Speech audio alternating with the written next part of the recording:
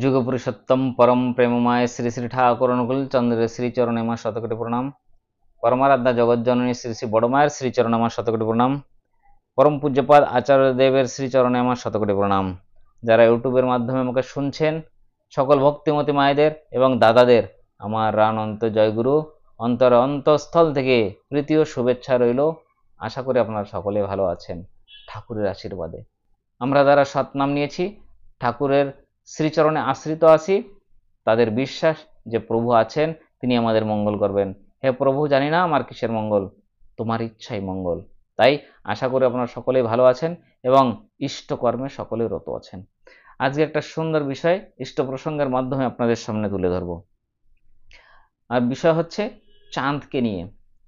ঠাকুর এমন কোনো বিষয় বলেননি যে সেই বিষয়ে ঠাকুর আলোচনা করে যাননি বা সেই বিষয়ে কিছু বলেননি।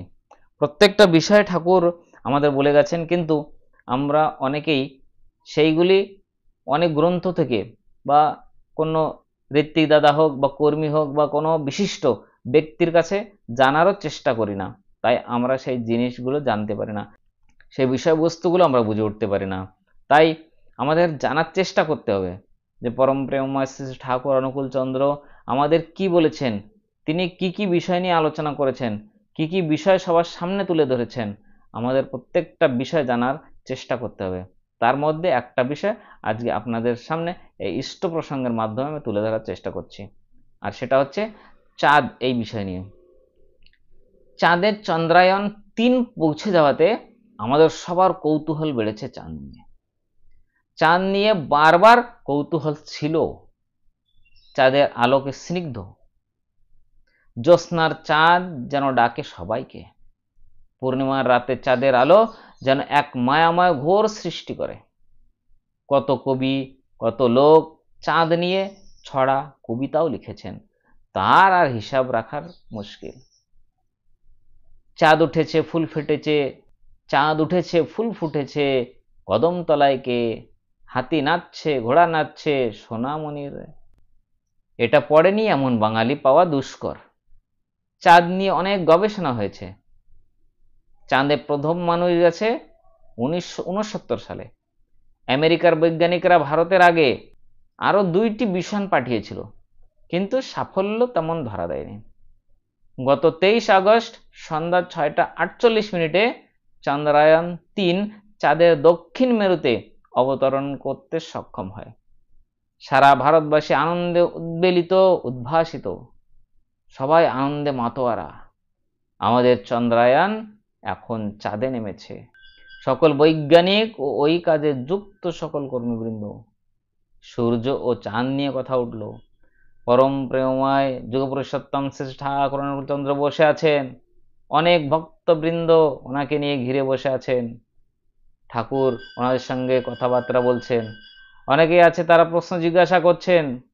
অনেক বিষয়ের মাধ্যমে, কথাবার্তার মাধ্যমে সূর্য ও চাঁদ নিয়ে কথা উঠল। তখন পরম প্রেমময় ঠাকুর বললেন, আমার মনে হয় চাঁদে গাছ টাছ আছে।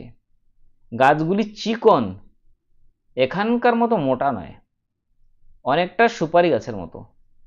সূর্যের মধ্যে অনেক বড় বড় গহ্বর মানে কেভ সেও আছে। সেখানকার মতো মানুষ টানুষ বসবাস করতে পারে।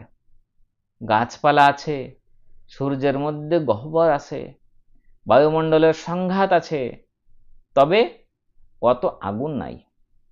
মনে হয় বসবাসযোগ্য, আর বসবাসযোগ্য বলেই তা সহনীয়। পৃথিবীর যে আলো নেই তা পৃথিবীর বাইরে গেলে বোঝা যায়। সূর্যের 2টো গতি আছে, সূর্য ঘুরছে বলেই তার ফ্রিকশন মানে সংঘাত আছে। পৃথিবীরও সংঘাত আছে, যেহেতু পৃথিবীও ঘুরছে। এই ধরনের কথাবার্তা চলছিল। তার মধ্যে এক ভক্ত দাদা জিজ্ঞাসা করলেন, ঠাকুর, চাঁদের যেমন অমাবস্যা পূর্ণিমা ইত্যাদি আছে, সূর্যেরও কি অন্য গ্রহের দরুন অমাবস্যা ইত্যাদি হয়? শ্রী শ্রী ঠাকুর শুনলেন। কিছুক্ষণ পরে শ্রী শ্রী ঠাকুর বললেন, হ্যাঁ তা আছে, সেটা সেই রকমই হয়। এগুলি আমার কথা, বিজ্ঞানের কথা নয়, কিন্তু আমার অবজারভেশন দেখার মধ্য দিয়ে যা মনে হয় এবং আমার কনসেপশনে বোধে যা আসে তা আমি বলি। গ্যালাক্সি মানে ছায়াপথ কয়। ছায়াপথগুলি সব লাইট মানে আলো। ছায়াপথের মধ্যে গিয়ে ওই সব বিভিন্ন রশ্মিগুলি পড়ে তা টকবক করছে, করতে করতে সান মানে সূর্যের মতো একটা উড়িয়ে দিচ্ছে। কাণ্ড বড় সাংঘাতিক। ঠাকুর এভাবে বলে যাচ্ছে, ঠাকুর এমনি ভাবে বলে যাচ্ছেন। তার মধ্যে এক দাদা আবার প্রশ্ন করলেন, ঠাকুর চাঁদে কি মানুষ আছে? ঠাকুর শুনে আবার বললেন, সম্ভব না, জীবজন্তু হয়তো আছে সেখানকার মতো করে। তারপর তিনি সত্যদার দিকে চেয়ে বললেন, সূর্য থেকে রশ্মি বের হচ্ছে, তা দেখতে অনেকটা ঝাঁটার মতো। ওখানে সূর্যর থেকেই একমুখীন হয়ে বের হচ্ছে। সূর্য নিজেই প্রতিফলক মানে রিফ্লেক্টর হবে। স্টিমারের সার্চ লাইটের আলো সরু হয়ে বের হয়। স্টিমারের আলোটা যত দূরে থাকে তত লাল দেখায়। অ্যাটমসফিয়ার রেফ্রেকশন মানে বায়ুমণ্ডলের প্রতিসরণের ইফেক্ট প্রভাব ওই আলোতেও পড়ে। চাঁদের আলোটা ধীর, সূর্যরশ্মির অতখানি জোর আছে বলে তা আঘাত করে। চাঁদের ধীর কারণ চাঁদের আলোটা প্রতিফলিত হয়ে আসছে। এমনিভাবে ঠাকুর বলে যাচ্ছেন। তারপরে আরেক দাদা প্রশ্ন করলেন যে, ঠাকুর অনেক বিজ্ঞানী মনে করছেন যে পৃথিবীর গতি কমে যাচ্ছে, তা কেমন করে আর তা কেন? তারপর শ্রী শ্রী ঠাকুর বললেন, কমে যাচ্ছে মানে পৃথিবীর শরীর বা আয়তন বেড়ে যাচ্ছে, আর বডি অর্থাৎ আয়তন ছোট হলে স্পিড গতি বেড়ে যেত। সূর্যরশ্মি, চাঁদের আলো ইত্যাদি পৃথিবীর উপর পড়ে। ওই সমস্ত রশ্মি আমাদের রক্তের উপরও ক্রিয়া করে। সূর্যরশ্মি, চাঁদের আলো, জাগতিক রশ্মি ও অন্যান্য গ্রহণত্রাদি রশ্মি যা এসে পৃথিবীতে প্রবেশ করছে, পৃথিবী আবার নিজের রকমে সেগুলিকে গ্রহণ করে এবং যেভাবে যা যা নির্গত করে দেবার দরকার তা দেয়। এই আদান প্রদানের তারতম্য হতে পারে, কোথাও একটু কমে গেলে কোথাও বা একটু বেড়ে গেল। এভাবে সমতা থাকে, মানে এভাবে ব্যালেন্স থাকে। কনভারসেশন অফ এনার্জি, শক্তির সংবোধন ঠিক থাকে। ঠাকুর এভাবে যে যা প্রশ্ন করছিল সূর্য, চন্দ্র, গ্রহ, নক্ষত্র নিয়ে, সেই প্রশ্নের উত্তরের শ্রী ঠাকুর এভাবে সবাইকে সমস্যার সমাধান করে দিচ্ছিলেন, প্রশ্নের উত্তর দিচ্ছিলেন এবং সকলেই অচম্বিতভাবে শ্রী ঠাকুরের মুখের দিকে তাকিয়ে বিস্মিতভাবে সমাধানী হয়ে আনন্দে গদগদ হয়ে যাচ্ছিলেন।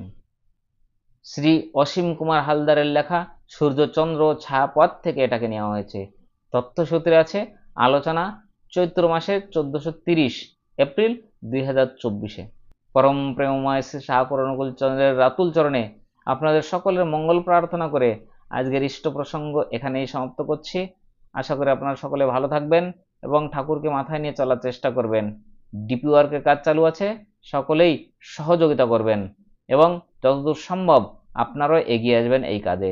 আপনাদের জীবন মঙ্গল হোক, আপনারা সুখে শান্তিতে থাকুন এই প্রার্থনা করে সকলকে জানাই জয়গুরু। বন্দে পুরুষোত্তমম।